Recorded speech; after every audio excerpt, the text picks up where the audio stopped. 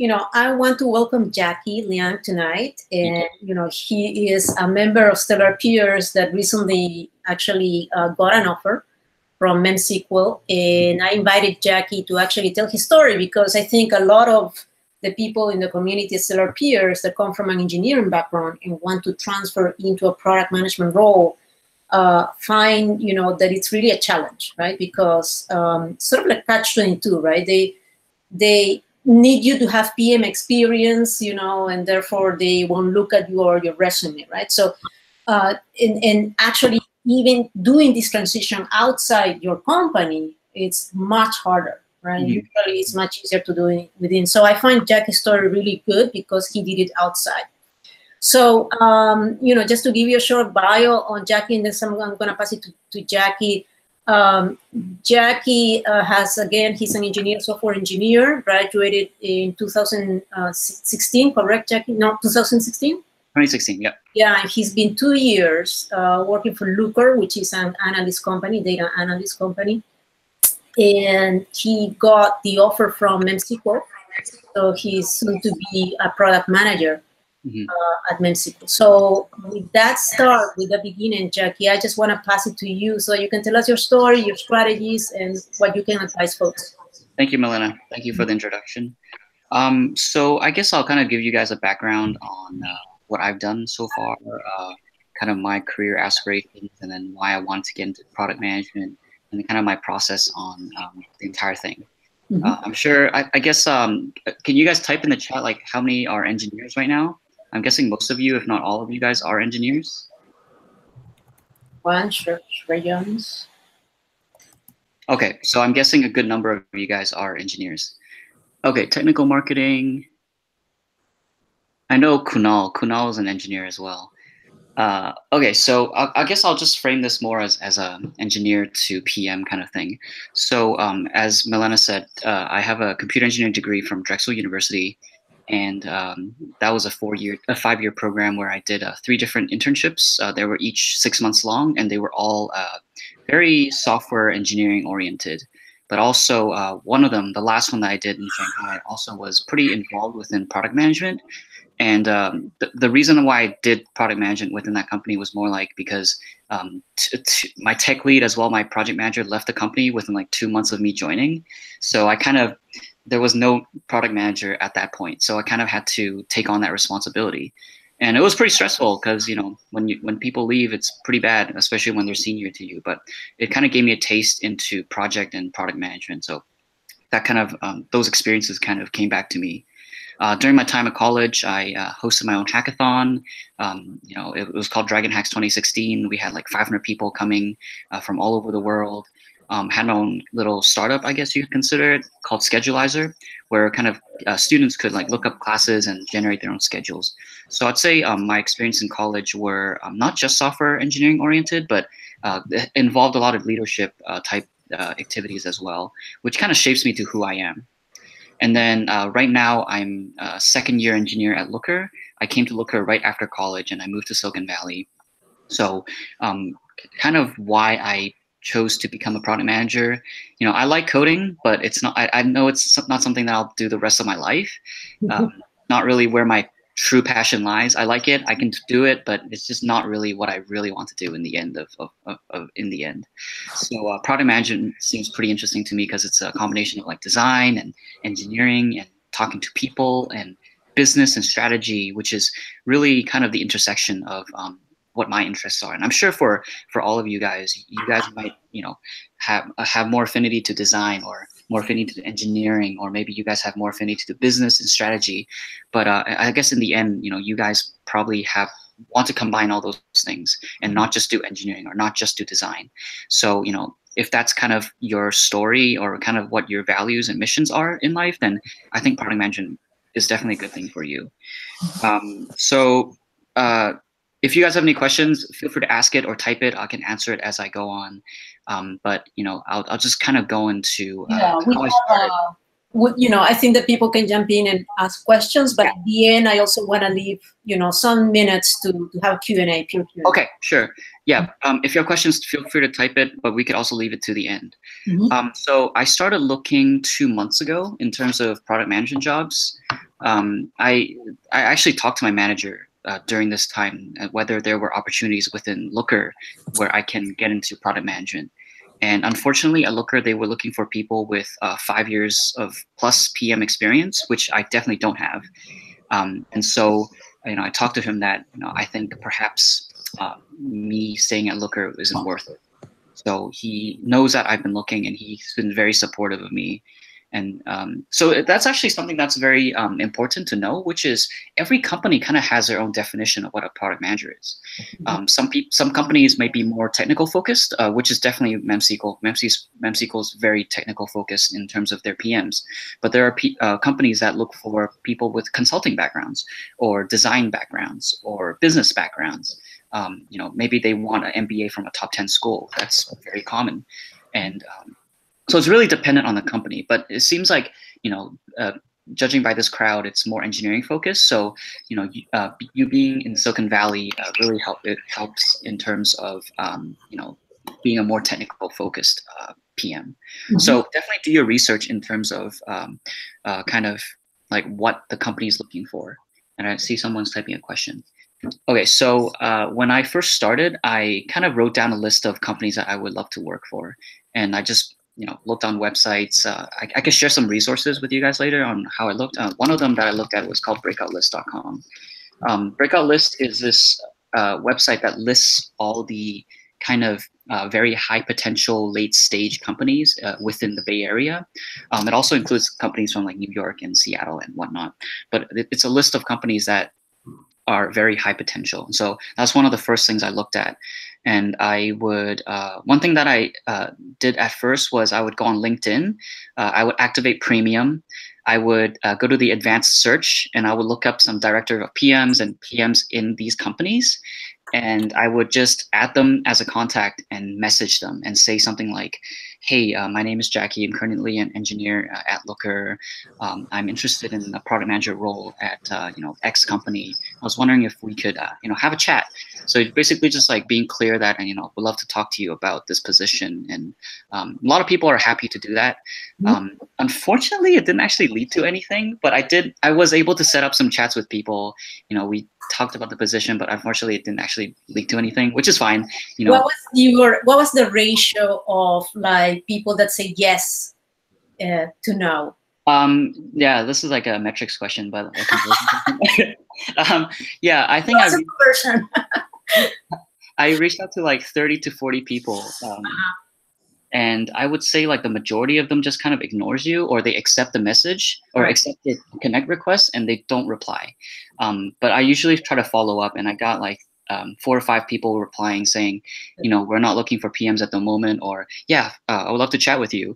But unfortunately for me, that actually didn't lead to much. Mm-hmm. What really helped was reaching back into your network. Mm-hmm. In the end, I had 3 offers within product management, and 2 of them were people that I knew. They referred me to the company, and that kind of kickstarted the process. And in particular with MemSQL, actually, the position that I applied for was a senior PM position. Wow. And the thing was, they were only looking for senior PMs. But after the first conversation, they thought they could change things up a bit, and they were like, yeah, you know what? I liked talking to this guy. We don't mind kind of adding a junior to our company.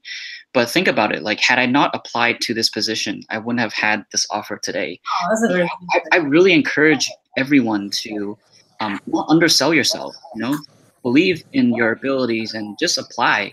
The worst thing is they say no, or worst thing is that they just don't respond. But you don't know what you will get until they decide whether they want to talk to you or not. So I guess the first tip here is just apply, just talk to people, just ask people for referrals, or ask to talk about the position.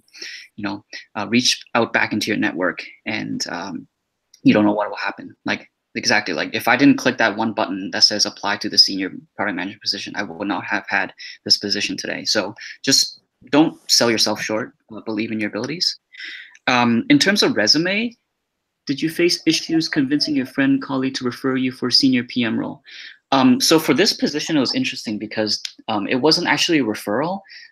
It was I applied first through their job portal, and then they reached back out saying that they were interested in the phone screen. And so, which leads to my next point, which is the phone screen. So yeah, this was not referred position, but I applied online through their job thing, and then they got back to me. So the next thing I really want to cover is phone screens. I think once you get the phone screen, it's super important because I'd say that, you know, this is the most important thing because this is the thing that leads to the next thing stuff, right? You know, leads to the next conversation, leads to the on-site. So one thing that I always did for every single company that I talked to was I spent an hour or two researching the company, and I can actually share with you guys a kind of like a template that I had for how I did research on the on companies, and I kind of ripped this from Cracking the PM Interview. Do you guys have that book, Cracking the PM Interview? Yeah. So chapter 5 of Cracking the PM Interview has a section on how to do research on the company, and I could actually share with you guys a link of what I did. Yeah. So let me know if you guys can enter that link. If it doesn't work, it should work. So, you know, when I did before each interview, so let's say I'm talking to, I don't know, Facebook. Oh, sorry, maybe not Facebook. Let's say I'm talking to MemSQL. I would spend an hour or two researching the product. I would look at competitor. I would look at the customer, you know, their target market. I would do research on what customers love or hate about the product, and G2 Crowd was great for that. You know, I would look at some of the basic metrics of the company if it's available. You know, I would look at kind of the company's mission, which is actually super important. The mission of the company is super important to know, because when you talk to these people in the phone screen, you want to talk about how their mission aligns with your values. So let's say, you know, let's say maybe StellarPeers' mission is to connect PMs with their peers. Sorry, that's a really bad mission, but let's assume that is what it is, you know, and they value things like, you know, culture and transparency and collaboration. So, you know, when you talk to them in the phone screen, you mention these values that align with the company. And that makes a really big impact because, you know, companies want to know that you're passionate about them. They want to know that you did your research. The worst question you can ask in an interview is something like, so what do you guys do? Like, what is your product? Like, never ask that question. Always make sure you know what the product is. So, you know, the link I shared is something that's good in terms of doing research and making sure you know at least the basics. Where did you find out what customers are saying about the company? So I used stuff like, so basically what I did was I would just Google it. I would Google the product. So let's say like MemSQL, you know, Google something like MemSQL review or MemSQL complaints. And G2 Crowd has a lot of good stuff. You know, these are actual customers. Crowd? Yeah, G2 Crowd. I don't know that. Okay. Yeah. So G2 Crowd is a website where customers themselves, like users, give reviews of the products. This is mostly for like enterprise companies where they do reviews. So it might not be relevant to the company you're applying for, but this website's pretty complete in terms of that. So I guess to kind of recap what I just said, you know, before phone screen, always spend an hour to researching the company. You know, your goal when you have this interview is to be more prepared than the other person. There could be 10 people talking to this one hiring manager, but if you could be just a little more prepared than the next best person, then I think you have a leg up in terms of this thing. Because in the end, applying for PM positions are competitive. It's a very competitive space, right? Like 10 engineers might only have 3 or 4 PMs, and maybe sometimes even less. So, you know, there's very few PMs positions available. So if you can be more prepared than the other person, then that's an advantage. I'll talk about resumes next. What were the resources you used to prepare for the interviews? So, okay, to answer your question, it's just doing research on companies. Spend like an hour or two to do that. Use this template. Or use chapter 5 of Cracking the Interview. The link I shared is basically just like a summary of chapter 5 from Cracking the PM Interview, but I found that super effective. I talked to at least like 10 companies, and I'll spend at least an hour or two on each one, and I think it was very, very helpful in terms of this stuff. Okay, so I'll talk about resumes first. When I first started, my resume was very geared towards engineering. I'm sure all of you guys are, and that's fine. However, I had to rewrite my resume a few times, and I had a couple PM people, a couple PM friends review this for me. I would say I had like at least 10 people review my resume, and I just taken feedback, and I didn't accept all their feedback, because not everyone what they say is relevant to what you want to display in your portfolio. But in terms of feedback, I definitely had a lot of eyes on it to kind of get their impact, get their feedback. And I think the one most important tip is always mention the impact in your role. So instead of saying like, I created a admin page for this company, I would mention how the impact you made for each point. So it could be like an increase of revenue by like 5%, or you made something more efficient by 20%, or you did this that led to something. Always mention the impact in what you do. And that's probably one of the more important things that are different from engineering resumes versus PM resumes, because a PM is about making impact within the organization, and you want to convey that in your resume. So first point, mention impact. 2, get PMs to kind of review it for you. Let them have their professional opinion. I'm happy to review resumes after this if you guys want. My email is open to you guys. That's great. And then resumes. What else? Yeah. Okay. Not sure what else to talk about next. Okay. Actually, preparation. Let's talk about kind of preparation for the on-site. So let's say you guys, fortunately, yeah, always single page resume, unless you guys have like 20 years experience. Always have a single page resume. There's really no point in having more than one page, and hiring managers won't look for more than one page, unless you're like a CEO level person that has 30 years of experience. Then try to condense everything into one page. But at the same time, don't have too much text in it, because you want a resume that's clear to scan, and you don't want to overload the person. It's nuanced, so I think that really requires review. Resume template to follow.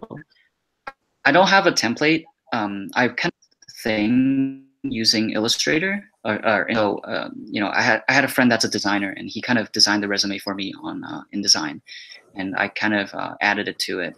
But yeah, I don't really have a template to give you guys. But again, I'm happy to. Could you share a PDF of your resume with the people here? Here, give me a second. Because that would be very useful, I think, for people to see. Yeah.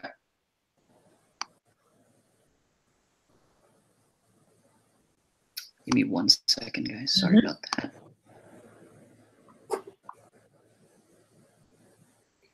Wow, so cool, guys. Okay.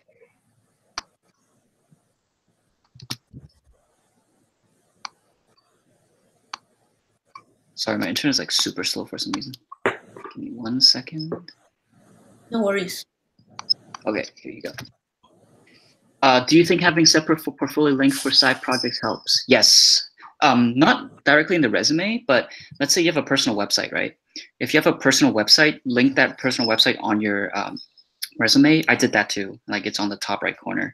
And hopefully this personal website is your portfolio that lists all your personal projects. And I definitely spent some time making sure my website has all the relevant projects that I've done in the past. So during an interview, I could just pull up the website and be like, yeah, so here's this thing I did, or this thing I did.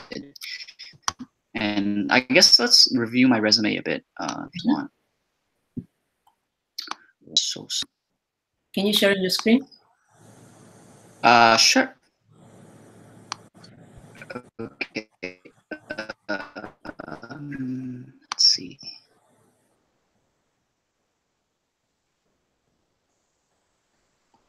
Can you guys see my screen? Yep. So, let me. That's not how come I can't zoom. Oh, there you go. Okay, so this is my resume. So if you can see this clearly, one thing that I really emphasized was that I made sure there's enough kind of white space. Yeah, makes it really nice to read. Yeah. Yeah. that just makes it really easy to scan your resume. And because I didn't have much kind of product experience, I made sure that I listed my personal project that I did at school as one of the projects. So I emphasize like, I founded this course scheduling website that over 1,000 students used it. I led a team of 4. So this kind of emphasizes the leadership things across multiple disciplines. So there's design and algorithm and user research and prioritization. And then also I talked about a bit of the engineering stuff that I did. And, I open sourced the library as part of it. So there's an impact here, amassing 190 stars. So I guess you could kind of see that in my resume. I try to emphasize as much as I can the impact I've made. So like during my time at Looker, I did something that over 50 customers, such as Jet and Autodesk use. Always try to. Oh, and one more thing. Sorry, guys. Kind of going back and forth right now. Apologize if it's kind of hard to follow. But one of the first things I would emphasize in each experience is the leadership things. So as an engineer, you might be more inclined to share kind of the languages you may use or the problems you've solved. But as a PM kind of resume, you would definitely want to emphasize the leadership things. So, at Looker, I emphasize the triaging and reproducing of different issues. Within Schedulizer, the first thing that I talk about are the founding and the leading of the team. For Beta Software Technology, where I was a product manager, I talk about how I led the team of 6 first. And then I mentioned like the engineering stuff at the end. So it's all right to put in engineering stuff because you are an engineer. But I would say I would emphasize your leadership things, whatever you can find from your experiences.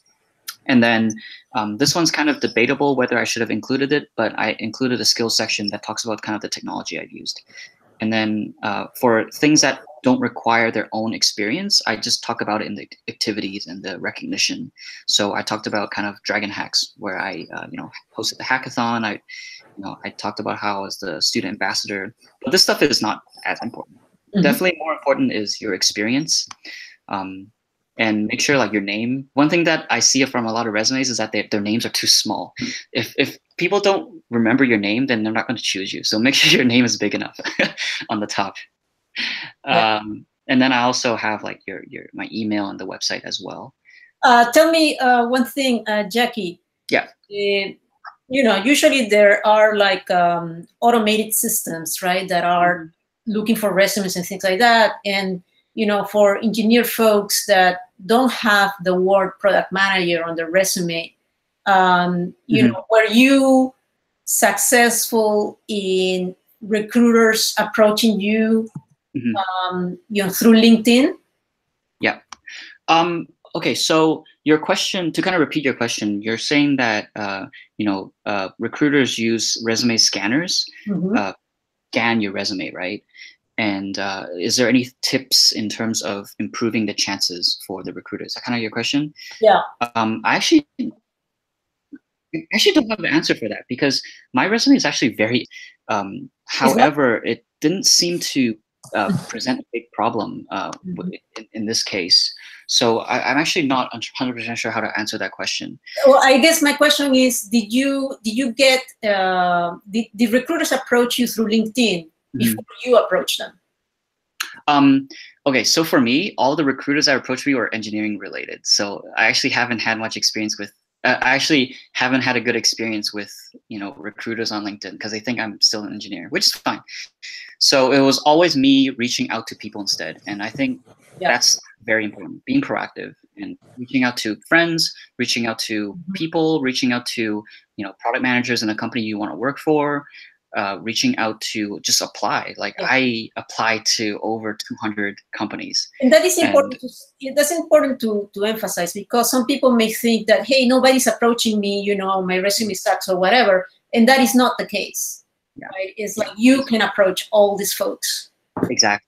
And you're gonna get rejected. I have like 100 rejection messages on my email. Like I just got one today from Twitch. So it's cool. Like you're gonna get rejected. I wouldn't take that too personally. And when I first did the phone screens, I was pretty nervous too. Like I'm sure all of you would be nervous. I still am nervous these days when I do have interviews. I was actually a little nervous talking to you guys before this happened, but I'm fine now. But like the thing is, you're the one also assessing if this company is a fit as well.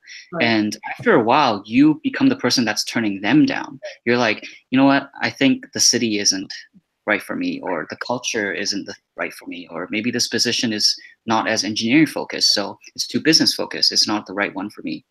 I'm going to answer some questions from chat first. Is it relevant to emphasize on your graduate projects or focus more on the industry experience, given that the last thing you did was master's? Maybe Milena, you can answer this. I don't have a master's, I don't know. I would say that it's always better to focus on your experience, because if I were a recruiter, right, and I see a resume, and I know you, Jacky, I mean, you have 2 years of experience and you put your education first, but my sense would be, okay, this person put education first because they don't have too much experience in that role, okay, or whatever. So I would rather put the experience first, education at the end, because that gives me a sense, okay, this person's really experienced, they are emphasizing the experience. And at the end, that's what I think recruiters concentrate on. Yeah, that's actually one thing I would have changed in my resume, which is, since I'm already 2 years out of college, there's really no point in me having that up top. Yeah. But I guess I just didn't change it out of laziness. Yeah. And like, yeah, if you have at least 2 years of out of college experience, just put that at the bottom. It's not as big of an. Yeah. Did you modify your resumes for each role and try to highlight topics that were there in the job description? Oh, that's a really good question. For me, I didn't do that. But again, my resume was rewritten for PM specifically, so I can also share my engineering resume, but I don't know if that's important right now. Well, let me so question. I did not tailor it to each role, but I did tailor it to. That answers your question. Yeah, I'm actually writing an article on how to write your resume from scratch, which is taking a long time. But to answer that question, you would modify it. Look, it depends, right? You have a general PM resume, which it should be really focused on PM type of tasks and execution. You have a lot of product road mapping and UX and metrics and analytics and all that stuff, right? But a company, for example, like Meetup, right, which they are looking for a PM that handles API, for example, features, then they modify it a little bit, put some stuff that is your experience that is more technical in it, so you have a core PM resume, and then you adjust it depending on whether that company is looking more, as you said, Jacky, more technical side, or they're looking at, more strategy side or marketing side. Yeah, but not. Yeah, definitely. All right, I think if yeah, that's a good point. Every PM is different in every organization. So I think if you do have the ability or you have the experiences where you can talk more about strategy or business or design, then definitely tailor it. But I guess for me, I didn't have enough PM experience where I could tailor it, so I just didn't do it. And I can share with you my engineering resume, and you could see it's very, very different. All right, Jacky, I want to move on into how did you prepare? Okay. So I have 2 books that I'm sure you guys probably heard of. So, these 2 were super helpful for me, Decode and Conquer and Cracking the PM Interview. In terms of the mock interviews, those came last. That came super last because I knew that I had to have a solid foundation first in terms of knowing how to answer questions. So here, the type of topics that I really prepared hard for were design, so product design, product improvement, product metrics, and favorite products and least favorite. So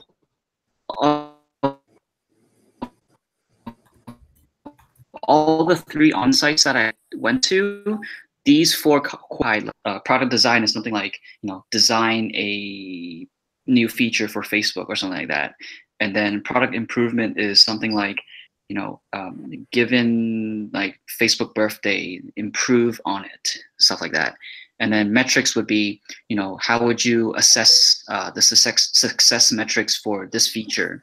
And then favorite and least favorite is, what you expect, like tell me about your own favorite product. And I could go into each one if you guys want. So with product design, Do you guys want me to go into the strategy on how I approach these questions, or you don't care because you guys probably already know how to approach them? I mean, whoever wants to respond. I think a lot of people here already.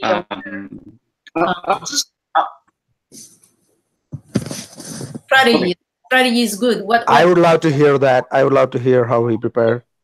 Okay, all right.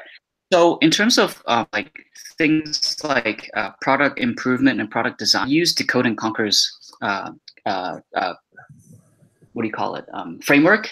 Okay, yeah, framework. So it's the circles framework. So the first thing you would ask is, yeah, circles. Yep. So circles is very kind of basic in terms, it's kind of pretty high level. So the first thing is like kind of trying to assess your goal. What is the goal of design? What is the goal of improvement? And it's really important in this phase where you ask questions on what's unclear to you.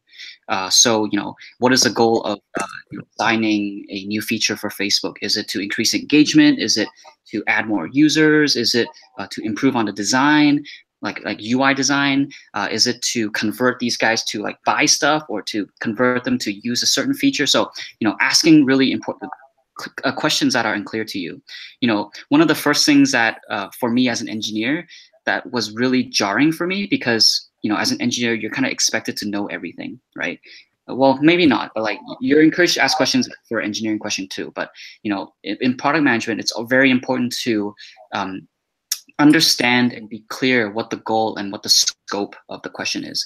The more defined the scope, the more defined the user it is, the easier it is in the end for you to come up with a solution. So during this question phase, it's also important to ask like, what are the type of users we want to focus on? Is it A, or is it B, or is it C, or maybe it's none of those? And this is where you are engaging with the interviewer on how to define these things. And then the next thing is like defining users. And then one really important thing that I did, well, two important things I did, is that first one is I always ask for 5 to 10 seconds before I answer a question to write down my thoughts on a piece of paper. You guys might not have the liberty to have a whiteboard in front of you, because one of the interviews I did was actually through Hangouts as well. So, I had like a notebook in front of me that I would kind of write down notes on things I'd like to address. So, first important thing is taking 5 to 10 seconds to kind of write down your thoughts. And your interview is actually going to really appreciate that, because what they're looking for when you answer a question is, does this guy have a process? Does this person, sorry, not guy, like girls can do this too, but like, does this person have a process? Are they, do they just dive straight into answering the question, or do they take time to think about things? So being thoughtful is important. And the second thing that I want to talk about was, what was the second thing I want to talk about? Actually, don't forget. I don't remember. Maybe I'll come back to it. But yeah, the first thing you want to do is like spending 5 to 10 seconds to write down your thoughts, and then defining the users.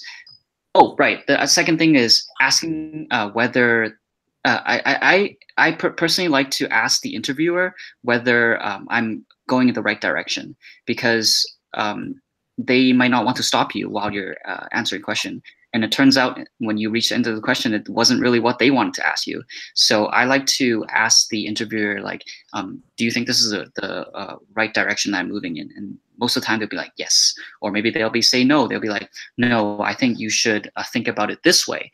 And I'm like, oh, okay, cool. Now I didn't spend like 20 minutes on a question that wasn't even relevant to what they wanted to solve.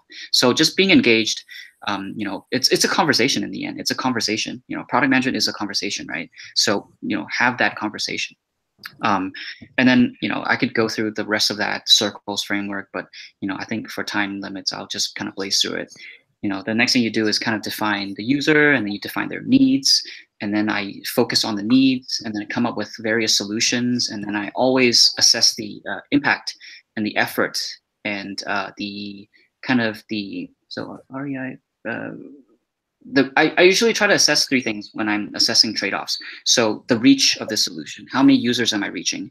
What is the level of effort? And effort can be everything from engineering effort to sales effort to marketing to design efforts, and then also impact. Is this solution impactful? And then I kind of talk about the most impactful solution. And then I would always take the time to summarize my solution. So I go over everything that I've talked about. Oh, my bad. Okay, now I remember what I want to talk about. The second important thing when answering a PM question is, before you answer a question, tell them what you're going to be doing when you approach it. So what I mean by that is, summarizing how you're going to approach this question. So, I'm going to talk about the goal of this design question. I'm going to talk about the users. I'm going to go into the needs of each user, and then I'm going to come up with some solutions, and then I'm going to assess the trade-offs of each solution, and I'm going to summarize, this solution to you. So, basically telling the interviewer what you're going to cover that in your question is very important. It gives them. That's very, very important. And even if you don't come up with good solutions, it's fine. I would say my solutions always aren't that great, but I was able to give them an idea of my thinking process and kind of I guess the confidence that I could have when with ambiguity. That's very important. It's oriented. Always focus on the process. So I guess I just covered the strategy. And then, of course, I use StellarPeers a lot. I used it around, actually compared to a lot of people, I see these people on StellarPeers that are there every day. I actually don't know how they're able to do it. There's some people that do like 4 sessions a day across the entire week. And, I'm both impressed and like wondering why they need to do it that many times. Why? Because I did it 7 times and I thought it was. They're preparing for Google, that's why. Yeah, like I'm pretty impressed by those people. Like that it's exhausting. I did 7 over 2 days, and I was pretty exhausted. And I actually came off feeling less confident afterwards because people are like, yeah, because this part you should focus on, and like this part. So when I give feedback to peers, I always have like a 50% split of positive feedback and improvement feedback. So I always like start with, what can be improved in the question. And then after that, I always talk about what's good. So like what things to continue doing. So that doesn't kind of shatter their confidence. Like one of the peer interviews that I had, it was pretty, I thought I did pretty poorly, but then like the feedback was even more critical. So I was like, that feels so bad. But that really hurt. That prepares you for that psychological game, Yeah. Because indeed, you're gonna have people, the worst case is that you have an interviewer that has a poker face, right? Mm-hmm, mm-hmm. Whoa, that can make you nervous. Yeah, actually, that really prepared me for like hard-hitting questions, because there are interviewers that are very nice to you and they're like, yeah, this sounds great, and there are interviewers every single thing you talk about, and you need to prepare for that. And then like some of the feedback that kind of actually increased my confidence was they mentioned that I was good at answering like the follow-up questions that they ask. So you don't know that until you do it. So I would say, you don't have to do 5 every day for like a month straight. I don't think you need to. I just think, once you've done enough where you know what you can improve on and what good that you've done, then I think it's good enough. Because I think in a team interview, confidence is very important too. You need to be confident. You need to convey like the leadership kind of qualities of a PM. So you don't want to have like very low confidence, be like, and just always say like, or,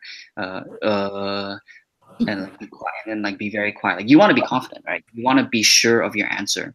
You're not trying to be egotistical. You're not trying to be overconfident. You just want to be confident in your answer. So, do enough peer interviews where you feel confident, but not too much where it shatters your confidence. That's kind of my I think that's the advice.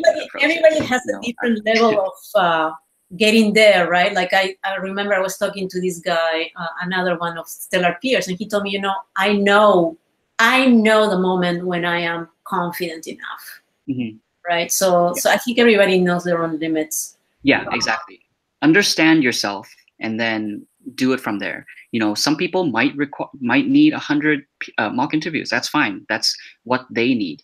but for you, maybe you don't need that, or maybe you need even more. Who knows? I think this really requires you to know yourself. For how long did you prepare before applying? Because preparation can go on. What I did, so the first onsite that I had was with a company called Avant, and that interview was on a Monday. And the 2 days of mock interviews that I did was actually on the weekend of that. So I did mock interviews the day before. I don't recommend that. I recommend you have enough time to prepare and kind of take a break before you get into the interview. So I would say from like when I started job search to my first onsite, it was about a month. But then my total job search process took 2 months because the last onsite that I did was actually last week. And I didn't do any mock interviews between that because I thought it was already enough because I had enough on-site experience. I think that I didn't really require it anymore. And Jacky, how many interviews did you have overall, and how many did you convert? Yeah. So I had around, I would say 12 phone screens, but not every company was like I talked about before, a fit for me. So some were like in Chicago, some were in France, some were in Seattle, some were in New York. So those ones, like I already told them that I didn't think it was a fit, and that was around like half of them. And then in the end, I would say the kind of, I guess maybe like 6 or 7 phone screen led to 3 on-sites, and the 3 on-sites all led to offers. Awesome. So I was pretty proud of myself for that. That's great. And then there were some companies that wasted my time. Like there was I'm not going to name them, but like a company, they said they were looking for APMs. And then I thought I did a really good job on the phone screen. Like I spent 2 hours doing research, and they thought it was the right fit. And then they just ignored me for 2 weeks. And then 2 weeks later, they said, didn't think that they moved on. So like that. So, there's going to be companies like that, which just don't make sense at all. And you're going to have to just let that roll off your back. Yes. Did you apply to roles overseas just to practice, or are you really interested? That's a good question. So the reason why I wanted to talk to Avant was precisely because of that. I knew that I didn't want to move to Chicago, but I did talk to them. I did do the on-site. And that was around 4 hours long. And, it was pretty stressful because it was my first on-site. I wasn't sure what type of questions they would have been asking. But the mock interviews I did did really well in preparing me for the interview. And so, yes, to answer your question, I did talk to companies that I had experience. They gave me an offer, and that really increased my confidence. It made me realize that the preparation I was doing was paying off. Did any company ask you to do a home project? Oh, yeah. So the second company that I got an offer from, they did give me a take-home project. How long did that take? That one took me 2 weeks, but I over-delivered. They weren't really looking for that much of a scope, but I spent 2 weeks on it. I wrote, so it was a combination of a coding assignment where they wanted you to write like a new plugin for their service. So I did that.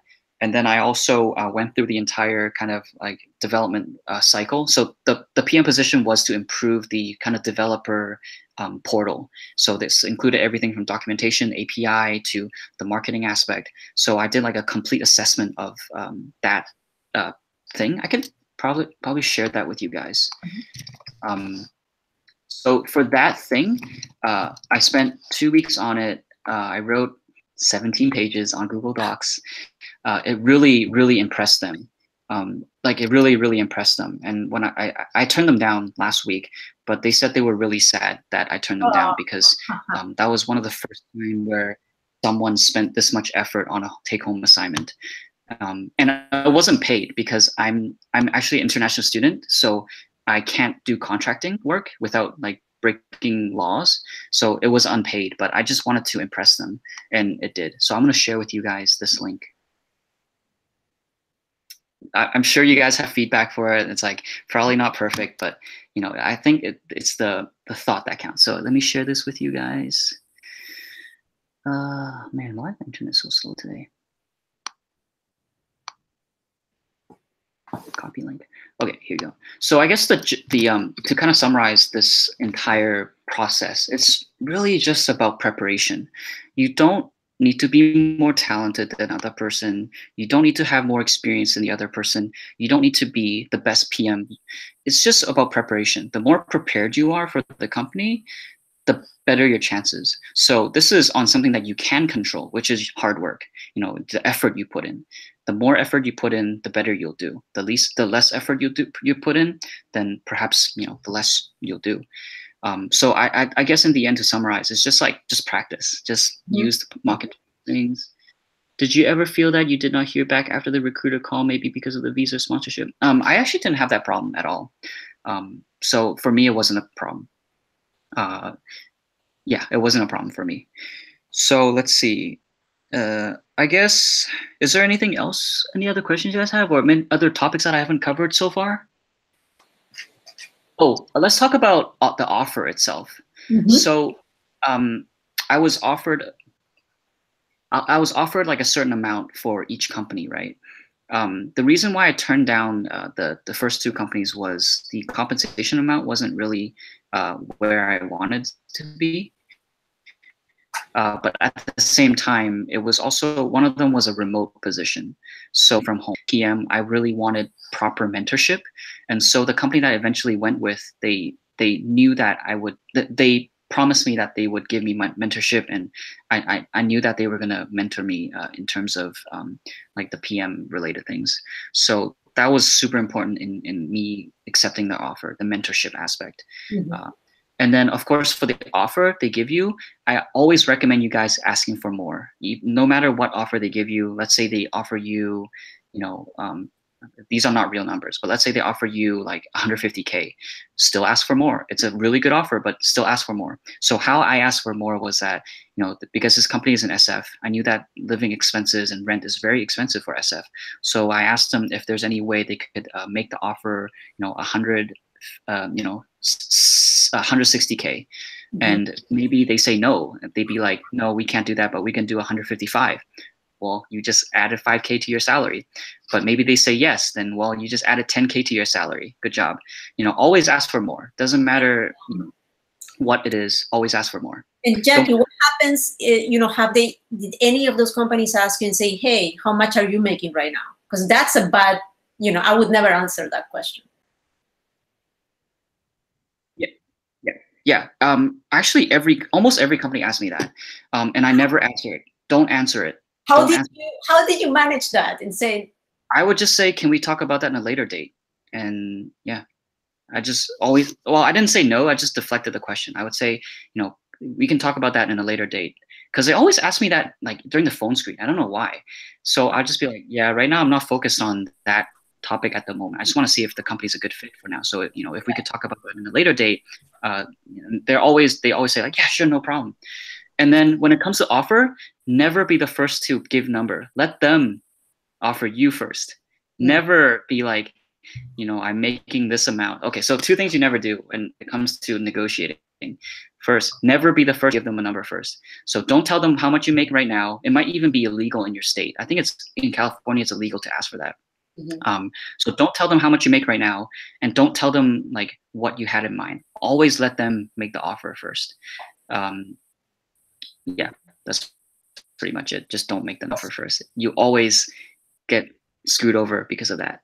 Yeah. After every interview, how did you make notes to identify things that went well and did not went well, so that you improve with every interview? Oh, that's a really good question. So after a while, after the third interview, the third answer, that question very similar. So when it comes to like design questions, right? So it would be something like, you know, talk about your favorite product. And then the question that comes after that is improve that product.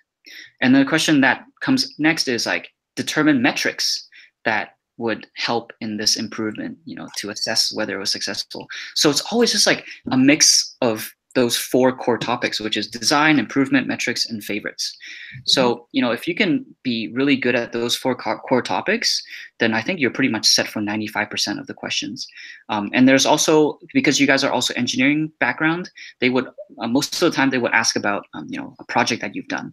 And so in terms of this, I would always prepare a few projects you've done engineering related, and be ready to just talk in depth about it in terms of engineering as well as product. So when they ask you about like an engineering project that you've done in the past, they would ask you two things. The product aspect. So how did you approach the product aspect? Like how did you design it? How did you improve it? And the second thing is talk about like the back-end technology, the technology that you used. So like what back-end technology did you use? What front-end project did you use? This is just to kind of gauge a high-level understanding. With MemSQL in particular, they actually asked me technical questions. So because MemSQL is a MySQL database that lives in memory. So they asked me some questions regarding like building SQL queries. And I personally haven't built SQL queries in 4 years, but I broke down the problem into smaller pieces and I solved each individual problem and I combined it. So assess your technical abilities and your process. It's always back to the process. Are you a process-oriented person?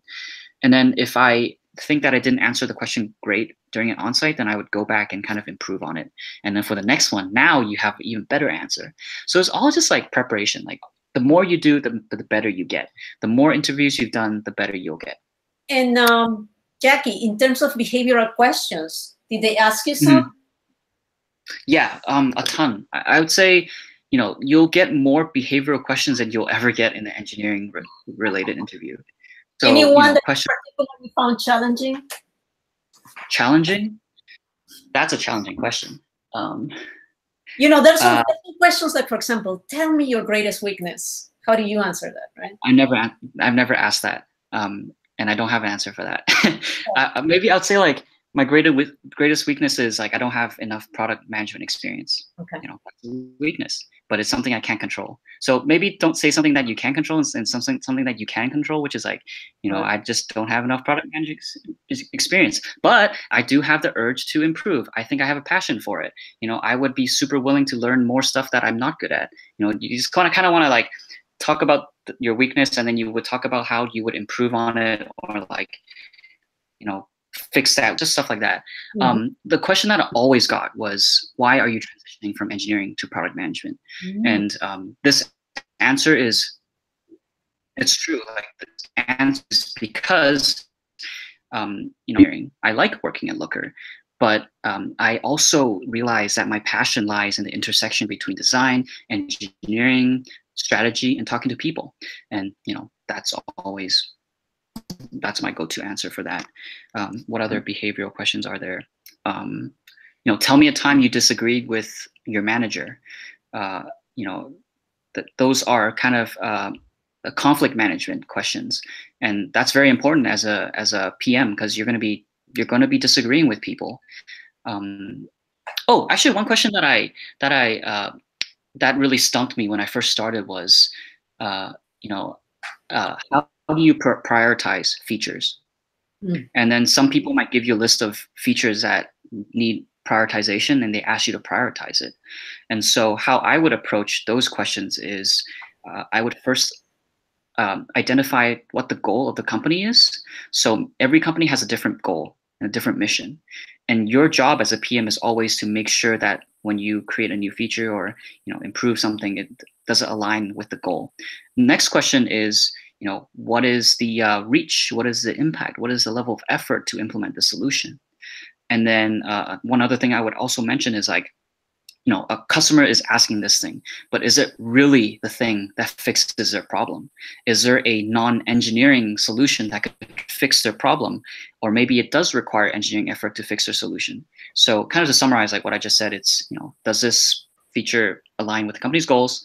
What is the reach? What is the effort? What is the impact? And is it really the final solution we should implement? Or is there an easier way we could implement this without using engineering effort? So that one is pretty important. I think every company was going to ask you that, at least during the onsite. Yeah, no, I agree. All right. There's a lot more. We have a few minutes left. I wanted to wrap up and just touch on the key main points that you talked about, Jacky, you know, and just to summarize and, you know, jump in if you think I'm missing something. But, you know, what I heard was, first of all, you know, use your network in LinkedIn. You know, approach them, have conversations. Even if they don't convert, it can lead to something else. Second, apply to jobs, even senior roles that you think you can get, because that can lead to something else, which happens with you. The other one is phone screens are really important that you prepare for those. right? So research the company before you talk with them. Use the Cracking the PM interview chapter 5, which is really great to prepare you for that. Then in terms of resumes, have 10 people or less, whatever, but PM people review your resume. Yeah, that's going to help you. Yeah, you may not take the advice of all of them, but overall, it's really helpful. In terms of preparation, the main 2 books, Cracking the PM interview, Decode and Conquer, and then start practicing mocks at the end. Four main questions you mentioned that they ask you in every interview: product design, product improvement, product metrics, and also favorite products. Yeah. And then you mentioned that actually you converted a lot of your phone screens went into conversions for on-sites, and that's due to your great preparation for that. And then for negotiations, basically, don't make the first move. Yeah. Don't tell you the number. Yeah. And don't ever tell them, deflect the questions. And in terms of the behavioral ones is, one key question is, how do you tell me about a time you disagree with a manager? How do you do that? Because that's really an important thing to have, to know how to disagree in conflicting situations. And also, read about how to prioritize features. In terms of that question, how to prioritize features, if you haven't had the experience actually to make a product, one site that is fantastic for that, and I could truly recommend that, is AHA. So they make a fantastic product, AHA. It's specifically for product roadmaps. And so they have a really excellent strategy on how to prioritize features. So if you want to look at that, that'd be great. Anything else? Something that I missed? Jacky, you still there? I think the bandwidth is not good. Jacky, still there?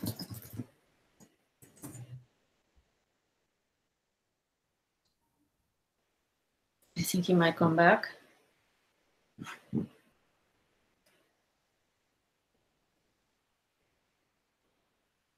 Jacky, let's see. You may want to join again.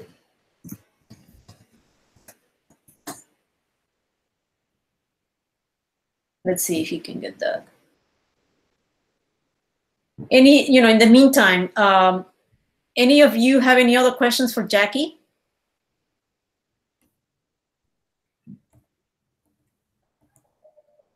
Hi, this is Chandan. Hey, I would be, I don't think Jacky has started yet as a product manager, but I would be willing to learn from him how he navigated through his initial few days at being product manager, because I will be in a similar situation starting next month, as I'll be starting as a senior product manager at Wayfair. Yeah, I will definitely connect you guys. I'm sure Jacky would love to do that. Sure. He's going to probably connect back. Anybody that wants to connect with him, let me know. I can just make that connection. Let's see if he returns.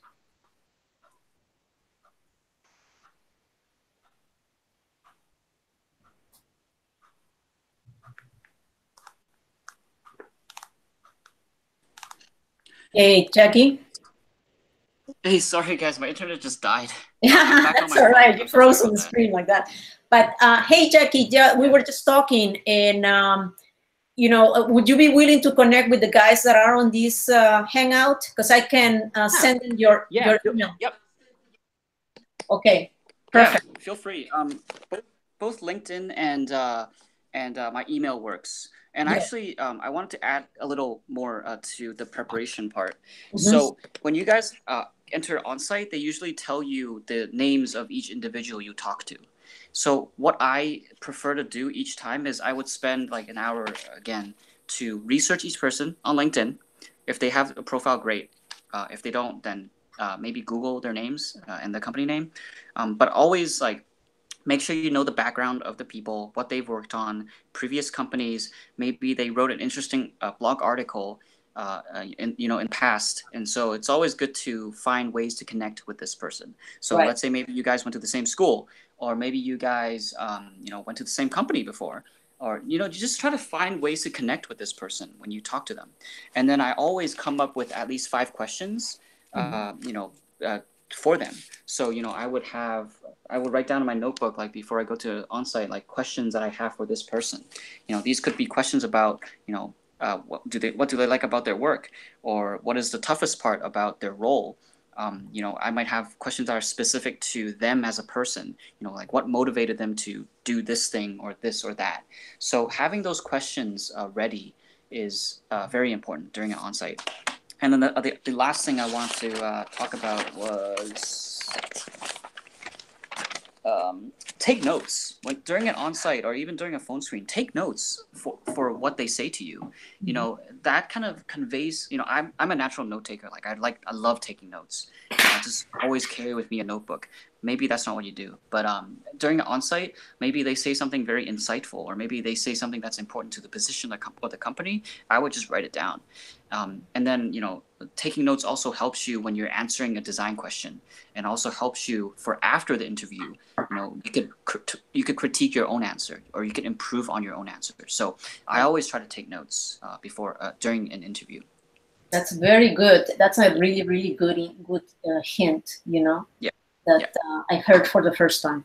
Well, it's been wonderful, Jacky, having you here. Thank you so much for all the insights. I think that everybody here is really appreciative of. Yeah, thank you for everyone. Feel free to let me write down my LinkedIn, but I guess can also email me as well.